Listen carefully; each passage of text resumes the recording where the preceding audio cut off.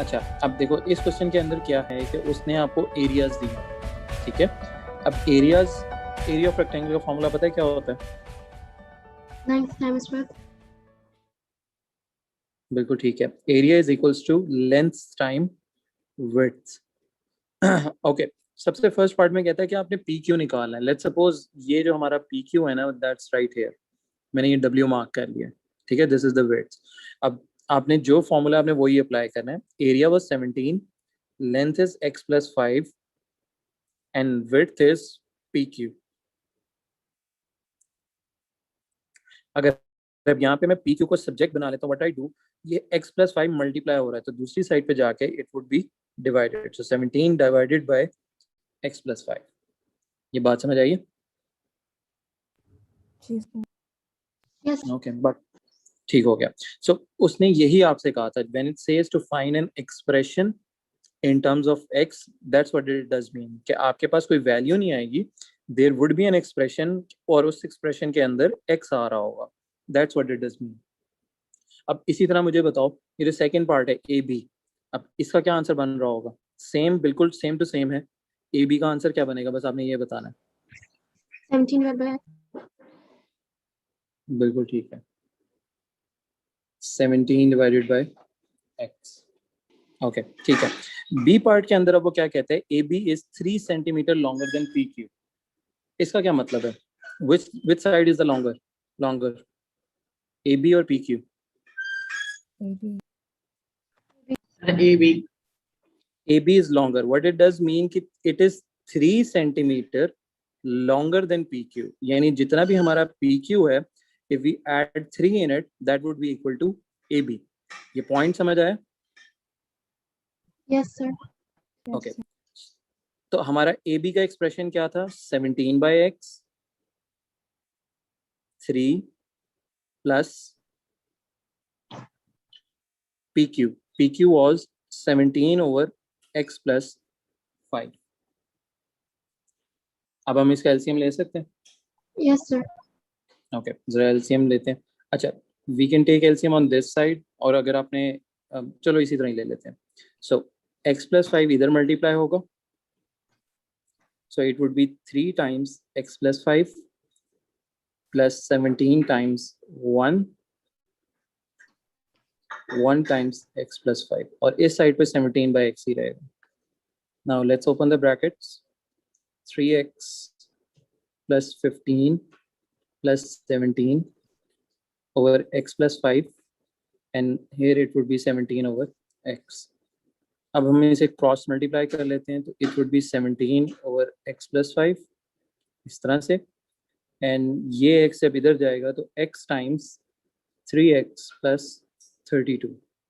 Now let's open the bracket, 3x square plus 32x, और इस side पे होगा 17x, और 5 times 17 is 85. Yeah. 85। Now let's take all the terms on one right side. So 3x squared plus 32x minus 17x minus 85. That's all equal to 0.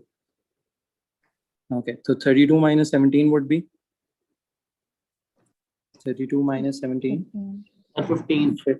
15x minus 85 equals to 0. So this is the answer for the B part, जिसमें वो कहता था form an equation. This is the equation. बात समझ आई है सबको? Yes, sir. Okay. Yes, sir. C part में अब आपने इस इक्वेशन को सॉल्व करना है। Do you remember the quadratic formula जो लास्ट टाइम हमने किया था? क्वाड्रेटिक फार्मूला अप्लाई करो। B plus और minus. हाँ, निकाल लिया आपने answer? No, sir, not yet. अच्छा अच्छा अच्छा ठीक है। ओके, लगाओ quadratic formula and tell me the two values that you get for the x. देखो क्वाड्रेटिक फार्मूला याद है?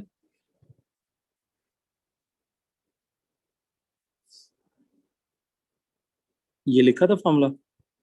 जी।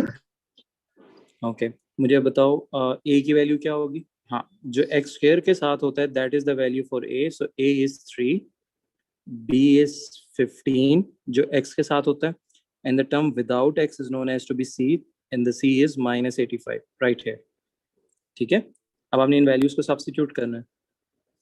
So minus b is 15 plus minus square root b square, which is 15 square minus 4a and c whole divided by 2a. इसको आपने solve करना है. Okay, दो answers आते हैं, एक आता है 3.38 और एक आता है -8.38. नहीं सर, मेरा -8.3 आ रहा है. अच्छा चलो, टू डेसिमल बेसिस पे हमने आंसर्स बताने हैं. अब होगा ये कि जब अब आपने यहाँ पे दोनों आंसर्स बताने हैं. जब आप नेक्स्ट पार्ट करते हो, नेक्स्ट पार्ट में उसने कहा था you have to find the perimeter of ABCD. Okay, if you see आपकी AD की लेंथ जो है दैट इज x और AB की लेंथ वाज 17/x. यही था. अब x आपने डिसाइड करना है कि whether you are going to choose which one. तो यहाँ पे हम पॉजिटिव वाला चूज करेंगे. The reason is the length can not ever be negative. ठीक है, तो जो नेगेटिव वाला आंसर है यू वुड इग्नोर इट. ठीक है, तो 3.38 is AD and 17 divided by 3.38, ये कितना आता है आंसर? सर इसका आंसर 5.0 था, 5.02. Okay, let's suppose 5.02. अब आपके पास लेंस आ गई. जरा अब इनको इस पे पेरीमीटर लगाओ. Perimeter is sum of all sides. Sum of all sides. So you have 4 sides. The 2 sides are 3.38 and the other 2 sides are 5.02. So add these all 4 sides और बताओ क्या आंसर आता है. 16.82. सर ये 5.029 आ रहा है कैलकुलेट में. ठीक है, तो उसको 5.03 लिखना है. फिर 03 लिख लो. चलो, कितना आता है आंसर? 16.82. हम ना, आपको तो 23.2 था. Yeah, sir, I calculated it wrong. I got 16.2 now. Okay, ठीक है. ओके, स्टार्ट करने के लिए हिंट दे देता हूँ. स्पीड का फॉर्मूला क्या होता है? Distance बिल्कुल ठीक है. Speed is distance over time. हमारे पास अगर आप क्वेश्चन में देखो, स्पीड डिस्टेंस भी दी है और स्पीड भी दी हुई है फॉर द अपवर्ड रूट. तो आपने टाइम का एक्सप्रेशन निकालना है.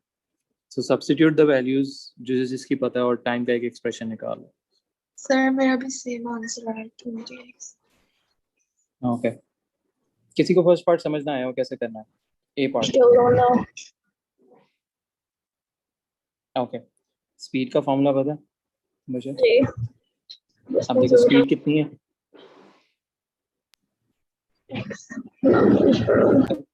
is equals to distance is 20 and we have to find time. इसको मैं time up लिख लेता हूँ. So we would know this is the time for upward route. ठीक है, तो if we cross multiply, so t up 20 divided by x. ये x नीचे चला गया और t up ऊपर आ गया. बात समझ आई? नहीं. अच्छा, क्या नहीं समझ आया? कौन सा वाला पार्ट नहीं समझ आया ताकि मैं वो बताऊं. How to make an equation?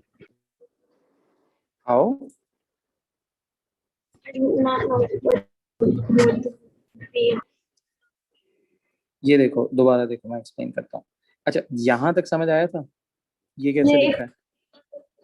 Okay, ये देखो. अब मैं ये जो t अब डिनोमिनेटर में है, क्या मैं इसको क्रॉस मल्टीप्लाई कर सकता हूँ? Like t up times x equal to 20. इस तरह से लिख सकते हैं.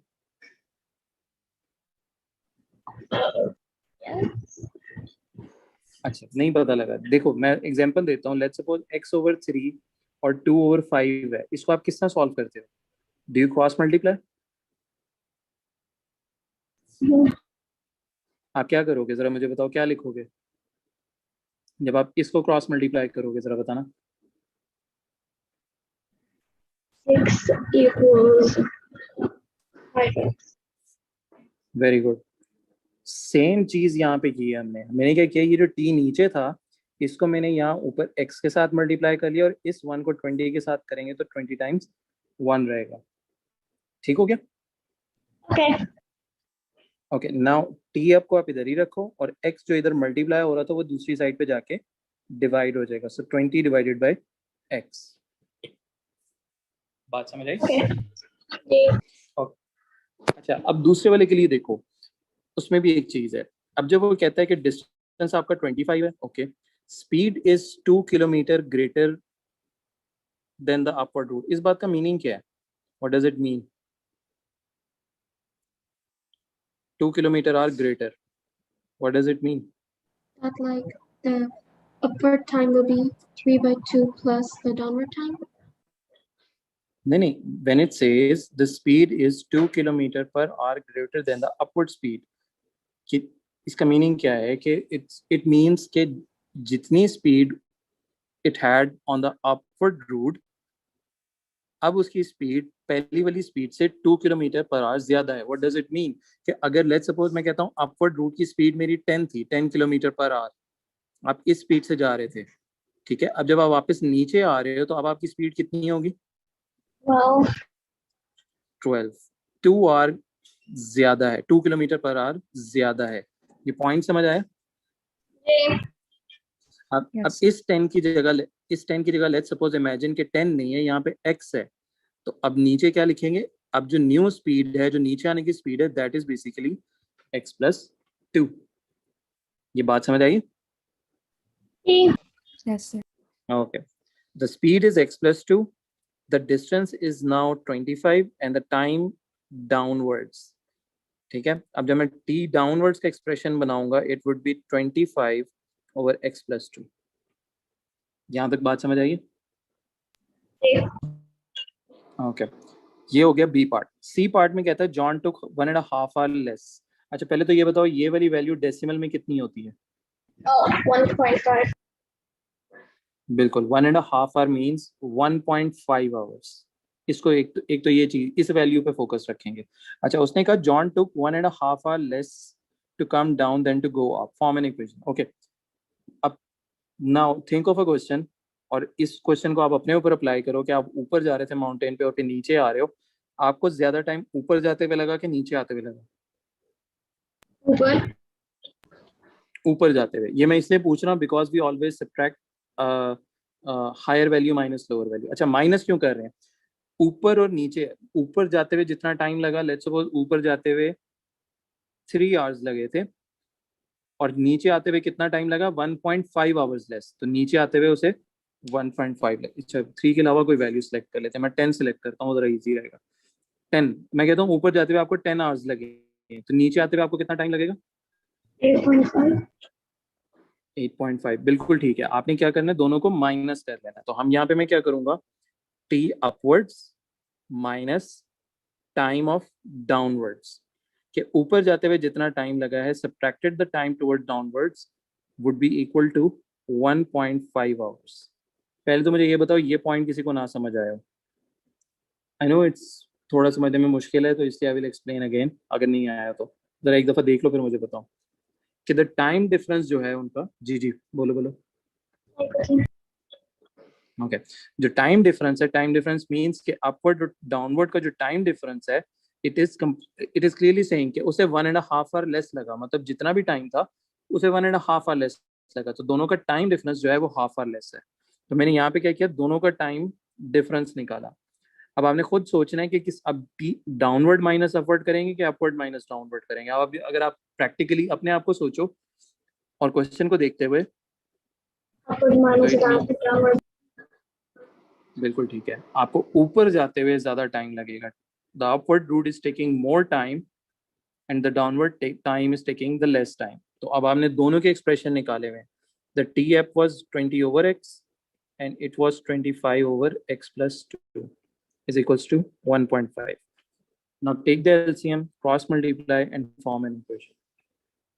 मैं आंसर भी यहाँ लिख देता हूँ। This should be the equation that should be formed. Okay, ठहरो मैं यहाँ पे करता हूँ। Just see कि आपने कहीं mistake तो नहीं की। So 20 times x plus 2 minus 25 times x whole divided by x into x plus 2 equal to 1.5. So 20x plus 40 minus 25x Sorry, over sorry to x. I did a different way. I did a different way. Like the अच्छा, equation I use is a time up ऐसा करो मुझे equals. ऐसा करो मुझे अपनी working भेजो, मैं देख के बताता हूँ, इससे Okay, मुझे भी sir. नहीं समझ आएगा. 5x plus 40 over x squared plus 2x equals to 1.5. Okay. You do that. Okay, मैं यहाँ पे लिख लेता हूँ. आपकी डेसिमल में आ रही है, that's what you're saying. No, you just wrote down the next step to what I just did. Okay, यहाँ तक हो गया था. What do we do after the last? हाँ After हाँ. what do we do इसके बाद- after that step? Yeah. Okay, देखो. So 1.5x square plus 8x minus 40. The problem is कि ये decimal है. So आपको क्या करना पड़ेगा इस equation को किसी से you have to multiply to make it a whole number. तो 1.5 को normally किससे multiply करते हैं to make it a whole number? You can use a calculator to check. हाँ किससे? Yeah. Okay, 2. ठीक हो गया. So 2 से करो तो 3x square plus 16x minus 80 equals to 0. So that's how you got that.